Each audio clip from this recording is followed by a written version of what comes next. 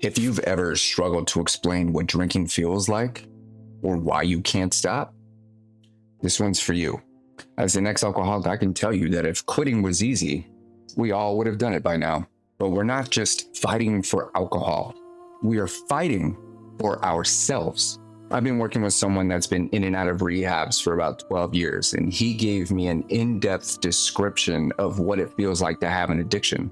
I want you to imagine that you have found yourself at the bottom of a swimming pool. You don't know how you got there, but you do know that you're running out of air. Your breath is short.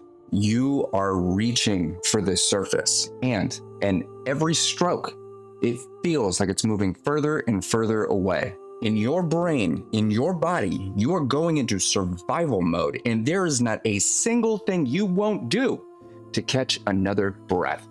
What are you willing to do when you feel like you're drowning? When every single thing you do doesn't seem to be giving you a breath of air that you rightfully deserve? Can you imagine what it feels like to be constantly suffering under the weight of your own decisions? A decision that you wouldn't choose for yourself if you had the option. A behavior that you would never hand off to someone else and you would never choose for another person. Yet here you are, burdened with a series of behaviors that make it seem like you'll never catch a breath. That feeling of suffocation, not knowing if the drink is going to be the thing that kills you or the lack thereof. The knowingness that we physically and emotionally, psychologically, and even spiritually have what it takes, but we cannot reach the surface. Alcohol becomes the safety at the bottom of the pool. Who cares if you're drowning if you can't feel that you're struggling? We do this over and over and over, and guess what happens?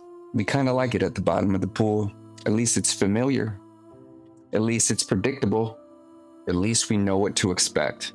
Switching gears, as a recovery specialist, I'm here to let you know that it only takes one big breath of fresh air to radically transform that survival technique that you've developed over the years. Alcohol may make you feel safe at the bottom of the pool, but you're allowed to swim to the top. When you're so good at treading water, you're going to develop the muscle to stay there, to swim, under the illusion that if you stop, you'll sink. But I'm telling you, with the right support and the right tools and the right community, you're not going to sink. You're going to fly. So if you or someone you know is struggling, don't be afraid to check my page for more details on how I'd love to help.